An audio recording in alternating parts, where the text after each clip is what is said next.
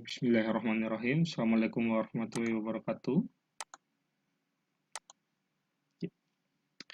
Selamat pagi semua. Pada pertemuan kali ini kita akan membahas mengenai hubungan struktur kimia obat dengan aspek toksisitas ya. Pada topik-topik sebelumnya kita telah membahas mengenai hubungan struktur kimia obat terhadap aspek ATME ya, mulai dari absorpsi, distribusi, metabolisme, ekskresi maupun toksisitas. Ini adalah topik yang terakhir untuk saya, kemudian akan dilanjutkan oleh Bapak Jelang untuk topik selanjutnya. Oke. Jadi intinya saya sudah selalu di awal mengatakan bahwasanya ini ya, chemical structure is still everything. Jadi struktur kimia itu akan menjelaskan semuanya. Jadi seorang farmasi itu ya, farmasis wajib mampu membaca struktur kimia ya, sehingga akan mempermudah dalam pekerjaan menganalisis obat dalam proses APME ya. Sebenarnya tidak hanya di aspek kimia medisinal, di aspek-aspek seperti industri farmasi dia akan sangat berguna ya untuk meramalkan, oh ini senyawa ini apakah larut terhadap larut apa ya, bisa dianalisis dengan menggunakan instrumen apa, itu sangat berguna sekali ya. Baik, kita akan membahas mengenai aspek toksisitas ya. Jadi beberapa organ target dalam kasus toxicity ya, ada jantung yang disebut sebagai kardiotoksik ya, kemudian ada kidney yaitu nephrotoksik, kemudian ada liver yang disebut sebagai hepatotoksik ya, kemudian ada nervous system, lung ya, kemudian imun dan lain-lainnya. Ini mempunyai organ-organ target, tapi biasanya organ targetnya itu nanti yang sering diteliti ada 6 ya, nanti saya jelaskan. Oke. Jadi ada cardiovascular toxicity yaitu blood vessel untuk juga pada perusahaan jantung, respiratory toxicity untuk lung ya. Kemudian itu juga ada reproductive toxicity ya. Ini bisa menyebabkan kualitas sperma atau ovumnya kurang baik ya. Ada beberapa yang seperti itu. Kemudian neurotoxicity ya. Kemudian ada nephrotoxicity ya. Neuro ini untuk sel saraf dan otak ya. Untuk skin ada dermal toxicity, kemudian untuk mata toxicity, hepatotoxicity untuk hepar, ada untuk telinga autotoxic ya. Kemudian ada ini ya, genetic toxicity atau epigenetic alterations ya, seperti kerusakan gennya ya. Nah, ini adalah topik yang cukup menarik untuk dibahas ya.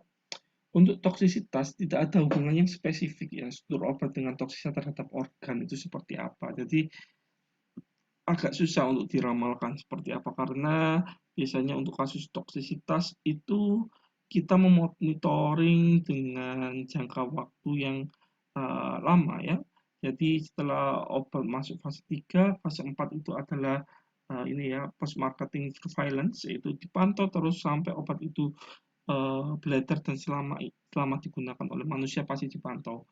Barangkali akan keluar efek samping setelah penggunaan jangka-jangka waktu yang lama. Seperti itu ya. Namun beberapa hal seperti obat yang bersifat sangat polar, seperti golongan aminoglikosid dan polian sudah tentu diekspresikan lewat ginjal dan bersifat nephrotoksik. Ya. Sedangkan obat-obat yang lipofil, terutama mengandung banyak inti benzen ya, sudah tentu diekspresikan lewat liver dan bersifat hepatotoksik kadang-kadang ya. Dosis suatu senyawa diuji melalui uji in vitro ya maupun preklinik. Pada uji klinis dosis yang diberikan harus dosis efektif bukan dosis letal. Jadi pada fase 1, fase 2 untuk pada manusia itu kita menghindari dosis ini ya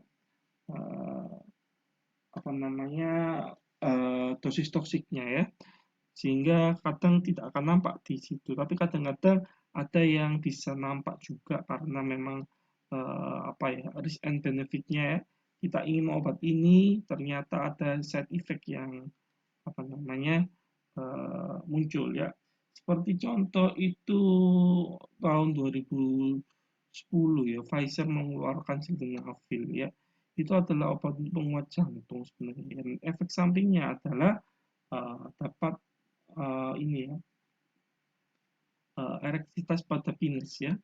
Itu akhirnya obat itu lebih banyak digunakan untuk side effect-nya, yaitu untuk disfungsi ereksi ya, pada kasus pria yang apa namanya, kekerasan penis yang sangat kurang sehingga dapat dibantu dengan sildenafil tersebut ya.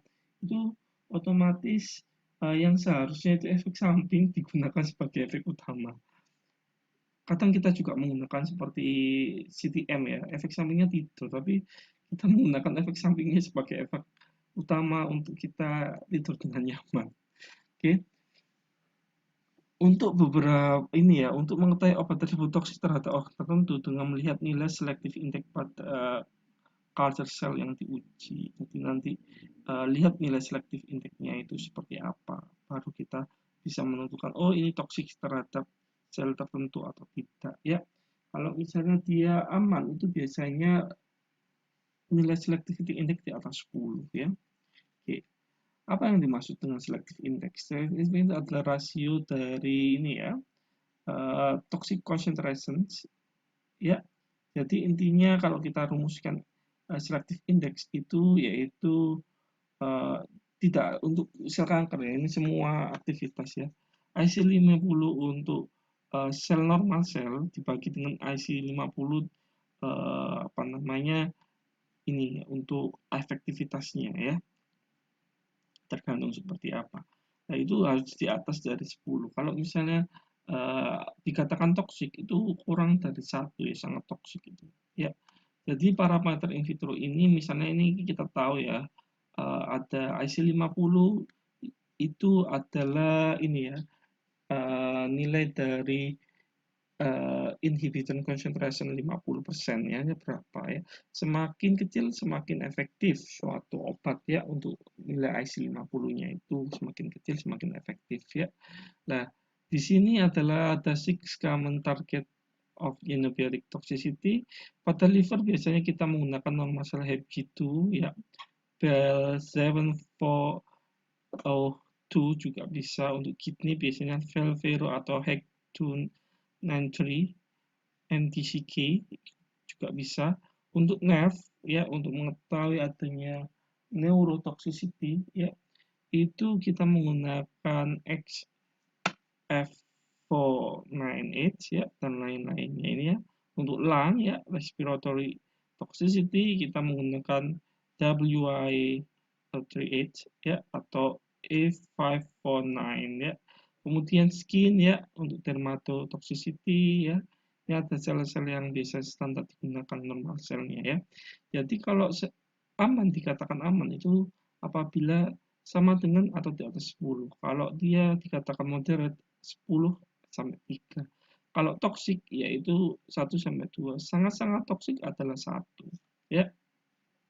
Jadi biasanya obat sebelum masuk ke preklinik ya, kita lakukan juga di in vitro-nya seperti apa untuk toksisitasnya ya.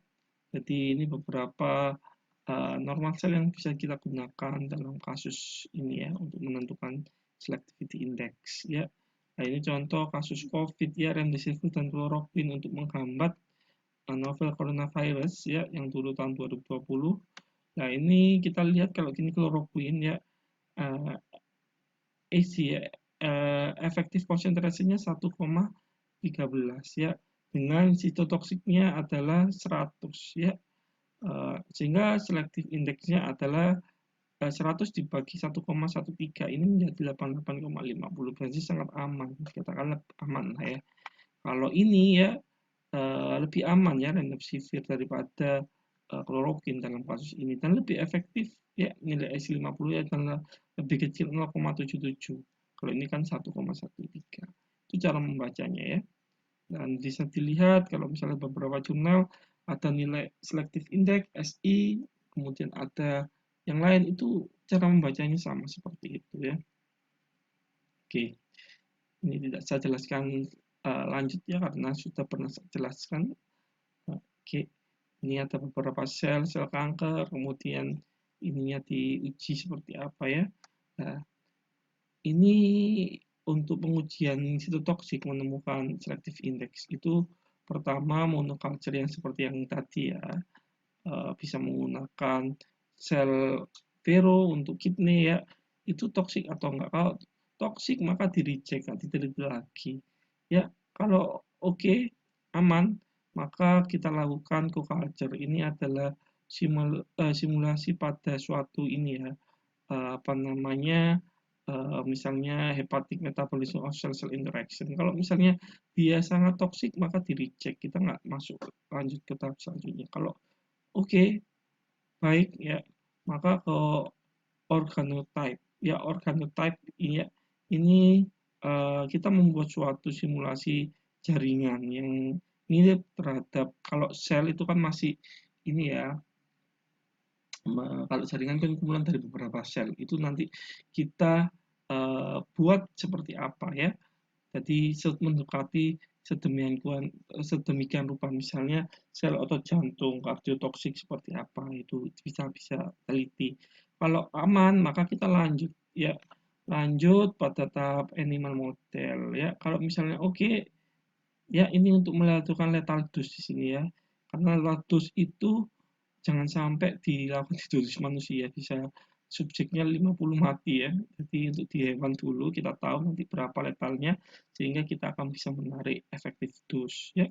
Seperti itu ya.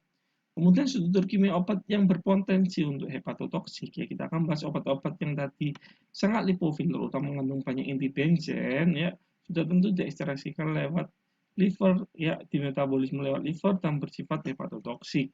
Ya, ini adalah struktur benzen karena benzen ini akan membentuk arena oksida. Arena oksida ini penting ya, di sini adalah bisa dinetralkan oleh glutathione di dalam tubuh ya. Jadi akhirnya dia bisa dikeluarkan ya karena larut air, atau dia akan bisa berikatan dengan makromolekul seperti protein atau ARNA ya, ini RNA ya, kemudian atau DNA ya, DNA. Jadi ibaratnya otomatis dapat menyebabkan mutasi genetik. Nah, artinya bisa merusak sel-sel normal ya. Jadi kalau ada seperti ini ya, gugus benjoin itu memang berbahaya ya. Oke, ini seperti apa? Saya jelaskan secara singkat ya. Obat itu kan dimetabolisme kebanyakan oleh si YP450 ya.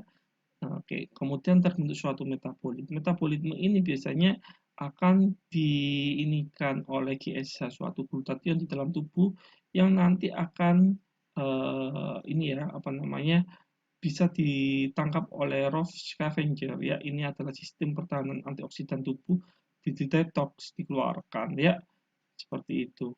Nah, ini adalah obat biasanya juga kalau eh, terjadi untuk proses ekskresinya bisa menggunakan konjugat dengan glutathione ya, atau yang lain sulfonat atau yang lain ya, glucuronat dan lain-lainnya. Kalau ininya kurang maka dia akan menyebabkan hepatotoksik. Ini bahaya ya. Jadi kalau GSH-nya ini kurang maka akan menyebabkan dia menyebabkan harus dilakukan mekanisme lain ya, Ross scavenger. Tapi kalau ininya juga jelek antioksidannya maka dia akan merusak hepat. Oke, contoh metabolit arena oksida. Kita tahu paracetamol atau acetaminophen ya, itu obat panas ini ya yang sering antipiretik yang kita gunakan dengan dosis yang tinggi itu dapat bersifat hepatotoksik karena dia akan terbentuk suatu terbentuk aren oksida. Aren oksidanya di sini ya, ini bisa kalau ini sudah menjadi 2 hidroksi ya, ini bisa terbinding oleh glutathione ya, atau dia kalau tidak glutathione displace-nya kurang maka dia akan berikatan pada apa? Pada sel hepar yang menyebabkan dia hepatotoksik ya. Ini kan ditetarkan oleh N-asetilsistein. Makanya ada beberapa injeksi paracetamol itu ada kandungan N-asetilsistein. Fungsinya apa? Untuk melindungi ini ya, fungsi heparnya, bukan untuk ini ya, apa namanya, obat eh, mengurangi mukus pada batuk ya. Jadi tergantung. N-acetylcysteine memang obat untuk ini ya mukolytik untuk penghancur mukus ya pada lendir atau batuk. Tapi beberapa kasus memang dia sebagai uh, bisa bertindak sebagai ini ya antidotum untuk keracunan paracetamol ataupun memperbagus fungsi dari glutathione di dalam tubuh. Oke. Oke, contohnya lain ya mekanisme aktivasi dari metabolisme dari paracetamol ya. Ya, kemudian contoh lagi ada brombenzen. Ini akan terbentuk aren oksida, maka dia akan bisa membentuk suatu epoksida. Ini sangat reaktif ya, dapat ikatan kovalen dengan jaringan hati yang akhirnya nekrosis ya.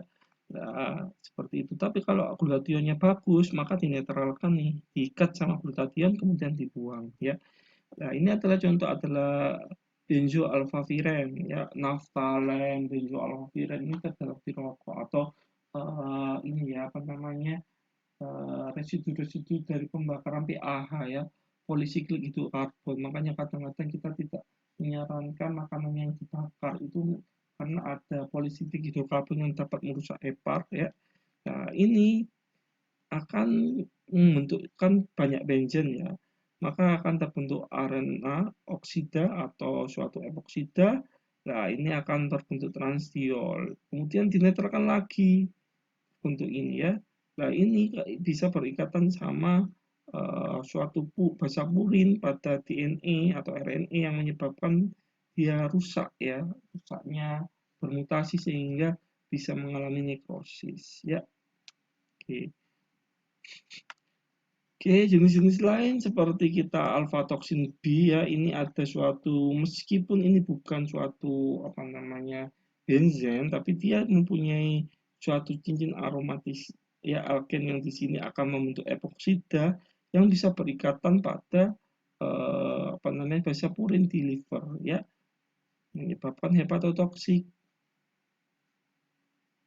Ya, alfa toksin itu terkandung pada jamur kacang yang basi. Dulu pernah kasus ya terjadi keracunan tempe bongkrek. Tempe bongkrek itu coba kalian lihat di artikel-artikel lama ya, di waktu itu saya belum lahir juga ya, era 1970-an.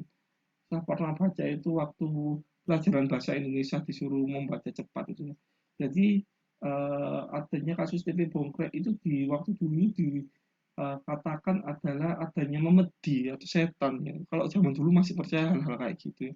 Ternyata waktu diteliti itu orang-orangnya karena zaman dulu susah makan, akhirnya tempenya itu difermentasi yang untuk dimakan lagi. Emang tempe yang bagus ya, kalau tempe yang kita makan bukan tempe bongkrek ya. Ini prosesnya itu jelek ya, sehingga pembusukannya terbentuk derivat alfa toksin yang akhirnya merusak ke hepar yang menyebabkan banyak kematian itu pada waktu itu. Oke. Contoh lagi adalah phenytoin. Phenytoin itu adalah obat epilepsi. Ya, memang seharusnya sering digunakan untuk kasus epilepsi. Kita biasanya setelah guideline terapi tidak boleh dilepas selama 2 tahun, dipantau. Kalau masih kejang selama 2 tahun, maka dilanjutkan 5 tahun ya. Dipantau kalau masih kejang, terjadi kejang ya, kita dokter akan mengkombinasi. Tapi nanti akhirnya kalau misalnya dengan obat masih terjadi epilepsi, maka seumur hidup obat itu digunakan dan harus sering kita cek kadar fungsi livernya, SGOT, SGPT-nya seperti apa. Nah, phenytoin ini ada suatu dua gugus benzen ini ya, di mana dia akan membentuk suatu arena atau epoksida yang nanti bisa dinetralkan ya dalam bentuk transdiol atau nanti bisa berikatan dengan makromolekul yang pada hepar yang menyebabkan dia hepatotoksik ya. Nah, kemudian kita tahu ini adalah obat salah satu kandungannya yaitu pirazinam ya, OAT ya, obat antituberkulosis itu biasanya terdiri atas 5 ya. rifampicin, etambutol, kemudian isoniazid dan pirazinamid. Nah, pirazinamid sangat terkenal sekali, dia memiliki hepatotoksik ya, karena adanya gugus ini ya, yang menyebabkan dia akan terbentuk aren oksida di sini. Ya ini walaupun sudah dinetralkan diberi gugus hidroksi ya. Kalau belum dia akan berikatan pada makromolekul atau DNA pada liver yang menyebabkan dia hepatotoksik. Oleh karena itu pada kasus-kasus ya pengobatan TB ya pasien tersebut fungsi livernya itu kurang baik, maka piranginamid yang dibuang, nggak dipakai. Jadi menggunakan 3 aja ya, rifampicin, etambutol, dan isoniazid. Dengan konsekuensi lama terapi yang seharusnya 6 bulan akan menjadi 9-12 bulan. Seperti itu ya. Oke. Kalau pada anak-anak biasanya ini kalau merah itu lengkap isi 4, tapi kalau untuk anak-anak biasanya yang orange ya, itu tidak ada kandungan etambutol. Karena etambutol ya untuk anak-anak itu dapat menyebabkan efek barber yang menyebabkan kebutaan warna permanen. Itu adalah efek samping khas dari etambutol. Oke. Kemudian ada ikatan aren oksida seperti pada karbamazepin ya. Ini akan terbentuk aren oksida di sini akan bisa ditransdiol atau berikatan dengan molekul DNA pada liver ya, dia menyebabkan hepatotoksik ya. Nah, ini salah satu mekanisme metabolismenya ya, terbentuk suatu epoksida ini bisa disetarkan dengan glutathione. Kalau glutathionnya kurang di dalam tubuh ya, maka dia akan hepatotoksik ya.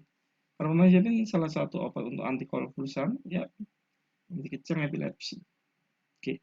Jadi glutathione ini ya salah satu adalah untuk inikan yaitu mengandung N-acetylcysteine. NAC ini adalah N-acetylcysteine ya. Bisa bersifat obat atau bisa bersifat vitamin ya. Termasuk obat keras dan daftar OWA ya, obat wajib apotek. Bisa diserahkan oleh apoteker tanpa resep dokter dengan dosis 200 yang 200 ya. Kalau 600 ini untuk kasus-kasus biasanya orang-orang yang pengobatan jantung ya, biasanya kan memang glutathione dalam tubuh kurang, maka bisa diberikan flumucil dengan dosis tinggi 600 ini dapat everversion ya. Atau ya ini nacetein, ya biotin, kemudian ada glutoksidan, ya glisodin ini juga mekanismenya hampir sama, tapi bukan N-acetylcysteine ya, dia adalah ekstrak dari neolon ya, termasuk juga bagus juga pengobatan kanker biasanya menggunakan disupport dengan glisodin ini lebih bagus ya, efek kemoterapinya bisa dinetralkan ya. Oke. Kemudian untuk struktur kimia apa yang berpotensi nefrotoksik ya, sudah saya jelaskan aminoglycoside itu sangat-sangat berpotensi ini ya apa namanya nefrotoksik ya.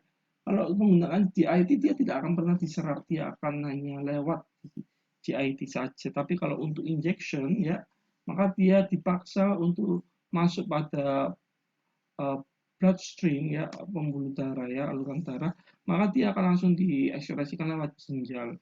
Nah, dia akan merusak ini, mulai efek yang kepolaan sangat tinggi itu dapat merusak sel-sel nefron yang ada di ginjal ya. Jadi bentamisin ya tentunya ya dan lain-lain yang streptomycin ini adalah untuk OAT lini kedua biasanya ya, antituberkulosis untuk kasus yang udah resisten ya. Nah, ini bisa merusak ginjal, makanya harus dipantau serum kreatininnya seperti apa, fungsi ginjalnya seperti apa ya, seperti itu. Oke. Biasanya kalau ginjal rusak itu nanti ada fungsi pendengaran yang juga akan terganggu ya. Nah, untuk antifungal biasanya adalah amphotericin B, myostatin ya. Ini juga sangat polar ya. Oke. Dan saya jelaskan bahwasanya autotoksi adalah awal gangguan ginjal ya. Jadi ginjal kalau bermasalah otomatis kan faktor ini ya apa namanya apa kation anion di dalam darah itu akan terganggu ekskresinya, jumlahnya akan tidak balance, itu akan mengganggu membran timpani yang ada di tiga saluran setengah lingkaran telinga. Itu menyebabkan dia akan gejala awal itu tinnitus, sering berdenging ya. Tinnitus itu adalah awal dari gangguan ginjal ya. Oke, itu portalnya adalah kita bisa tahu di telinga. Makanya zetomycin itu terkenal ototoksik dan nefrotoksik seperti itu ya. Oke, jadi itu adalah hal-hal yang bisa saya sampaikan ya, bahwasanya memang tidak ada studi yang spesifik seperti apa untuk toksisitas, tapi ada beberapa yang kita bisa pelajari. Kalau yang sangat polar itu nefrotoksik, kalau banyak kandungan apa namanya siklik aromatis itu menyebabkan terbentuknya aren oksida atau suatu derivat epoksida yang dapat berikatan dengan DNA yang dapat menyebabkan toksik ya, merusak dari sel tersebut. Oke, saya rasa cukup sekian ya hubungan struktur kimia ya obat terhadap aspek toksisitas. Oke, saya akhiri, semoga bermanfaat. Wassalamualaikum warahmatullahi wabarakatuh.